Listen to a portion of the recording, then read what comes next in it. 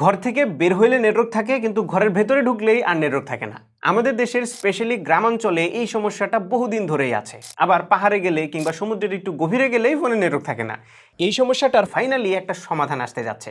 So clear call এবং better data এক্সপিরিয়েন্সের জন্য বাংলাদেশে গ্রামীণ ফোন প্রথমবারের মতো লঞ্চ করেছে 700 মেগাহার্টজের স্পেকট্রাম। এখন অনেকেই মনে করতে পারেন আমি তো শহরে থাকি, গ্রামে পাহাড়ে কিংবা সমুদ্রে যাই না, তাহলে 700 মেগাহার্টজ মনে হয় আমার কোনো উপকারে আসবে না।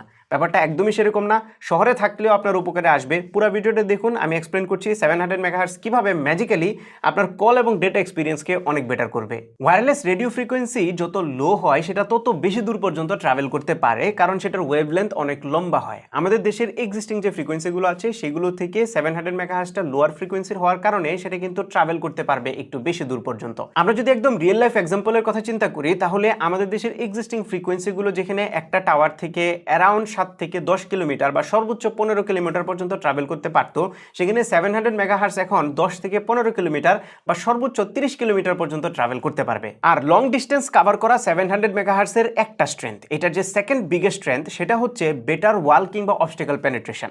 সো টিন শেডের ঘর কিংবা একটু কনজেস্টেড জায়গা অথবা যে জায়গাগুলোতে বিভিন্ন ধরনের অবস্টেকল থাকে সেই জায়গাতে এই নেটওয়ার্কটা কিন্তু একটু বেশি পেনিট্রেট করতে পারবে, যার ফলে আগে যেখানে ঘরের ভিতরে নেটওয়ার্কই থাকতো না সেখানে আপনি কলে সুন্দরভাবে কথাও বলতে পারবেন, আবার ডেটাও ইউজ করতে পারবেন। এই 700 মেগাহার্টজ স্পেকট্রামের ফলে 4G নেটওয়ার্কটা যেমন স্ট্রং হবে, সেই সাথে ভোল্টির মতো মডার্ন ফিচারগুলো কিন্তু আরো স্ট্রংলি এনজয় করা যাবে। সো বুঝতেই পাচ্ছেন, এই 700 মেগাহার্টজ শুধুমাত্র গ্রামাঞ্চল, পাহাড়, চরাঞ্চল কিংবা সমুদ্রে ওয়াইড কাভারেজই দিবে না, শহরেও কিন্তু স্ট্রঙ্গার নেটওয়ার্ক দিবে, কারণ এটার ক্যারিয়ার এগ্রিগেশনের কারণে নেটওয়ার্কটা অনেক বেশি স্ট্রং এবং রিলায়েবল হবে, যার ফলে ওই যে আগে যে জায়গাগুলোতে কল ড্রপ হইতো সেখানে এখন কল ড্রপ হয়ে সংসার ভেঙে যাওয়া কিংবা ব্রেকআপ হয়ে যাওয়ার মতো সমস্যাগুলো একদমই থাকবে না। সেই সাথে এই 700 মেগাহার্টজ যেহেতু ফোনের নেটওয়ার্ককে অনেক বেশি স্ট্রং এবং স্টেবল করে ফেলবে, তাই আপনার ফোনকেও নেটওয়ার্ক খোঁজার জন্য খুব একটা বেশি স্ট্রাগল করতে হবে না, যার ফলে আপনার ফোনের লাইফ স্প্যান যেমন বাড়বে, ঠিক সেরকমভাবে ব্যাটারি ব্যাকআপও কিন্তু আপনি একটু বেশি পাবেন। এখন অনেকের মনেই কনফিউশন থাকতে পারে যে আমার ফোনে 700 মেগাহার্টজের ব্যান্ড সাপোর্ট করবে কিনা। যদি এক কথায় উত্তর দেই তাহলে বলবো গত 3-4 বছরে যে সকল স্মার্টফোনগুলো লঞ্চ হয়েছে